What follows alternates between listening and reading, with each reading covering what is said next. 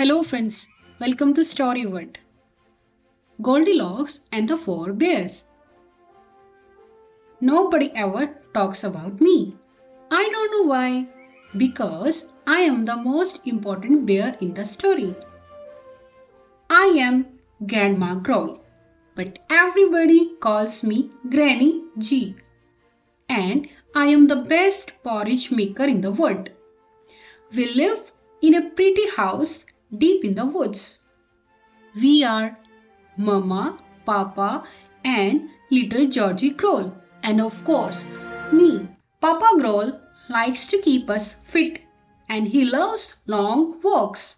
And I mean long walks. Bears like to walk. We never run. I get out of those long walks by staying at home and making my so special porridge.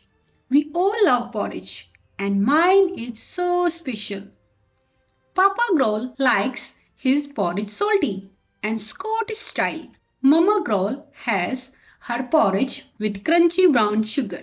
Little Georgie Growl is just like me. He loves golden, runny honey on his porridge. I wave my walkers bear off early. It is so nice to have quiet time after I have stirred the porridge and got it ready for my hungry walkers.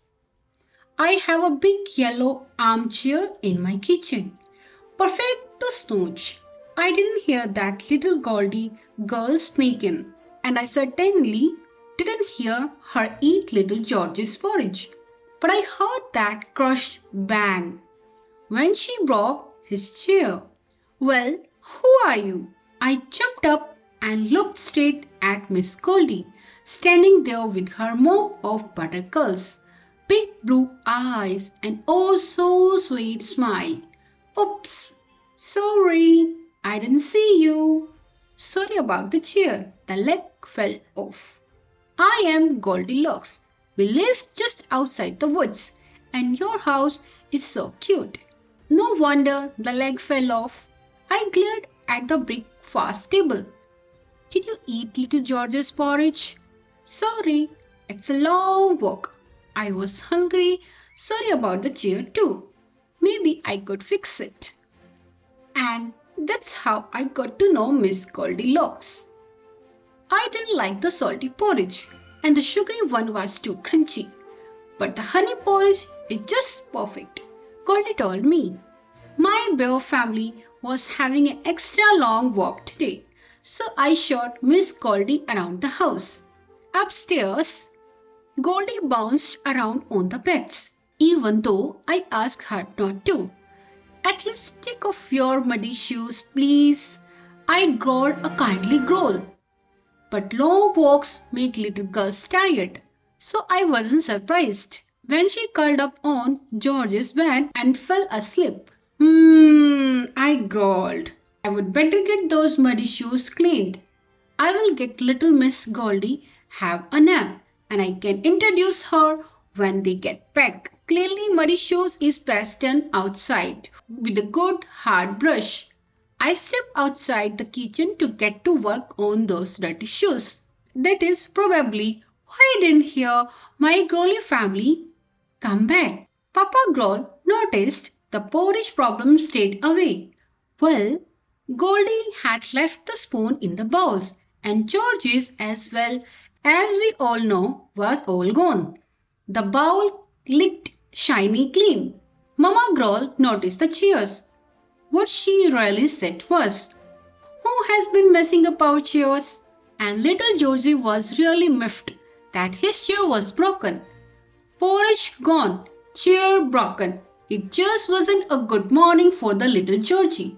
He started to cry, wouldn't you? That's when I heard them. I put down the almost clean shoes, but I was too late. Papa Growl was bounding up the stairs 4 at a time, sounding growly mad. By the time I go to the bedroom, it was all over.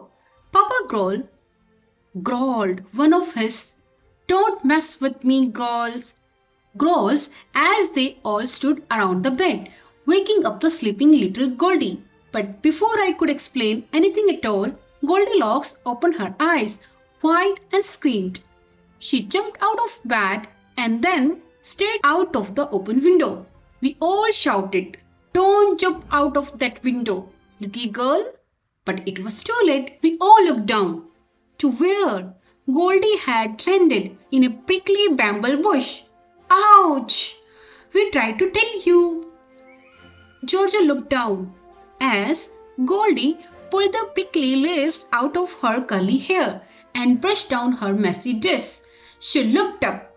I said I would fix that chair. We all growled again. It was meant to be, "Hope you are not hurt," growl. But maybe it sounded like bear growl. Goldilocks sat up. She looked up at us with those big eyes, and then she ran off as fast as she could in her socks down the muddy path, and she never ever came back for her nice clean shoes. Of course, that is not quite the end of the story.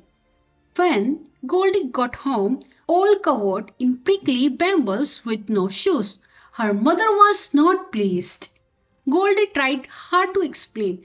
"3 bears chased me and I ran as fast as I could." Even worse, she had to wear her big sister's old shoes. She tried hard to tell them about the bears and the porridge, but they wouldn't listen. And my bear family. Little George's favorite goodnight story is about the little girl who jumped out of the window and ran off into the woods in her socks. Please tell me the story again. Georgie looks up at the bedroom shelf and the clean Goldie shoes. Of course, by the time I get to the last bit. And little Miss Goldie opened her eyes wide, screamed and jumped out of the window into the big prickly bush. She ran off into the woods in her socks, pulling prickles out of her hair, and was never seen again. Little Georgie growls is always fast asleep before I can even growl. Honey, sweet dreams, little bear. Georgie would love to see Goldie again and wants to give her shoes back to her. We even crayoned a lot of little stickers. "Goldie, your shoes are at your house. Clean." "Goldie, Georgie stick them on trees on the morning walk." So if you have to find one of those little stickers, you aren't far from our house. Come and visit. We have lots of porridge with honey. Thank you. Bye-bye. Please subscribe the channel for the interesting videos. Bye-bye.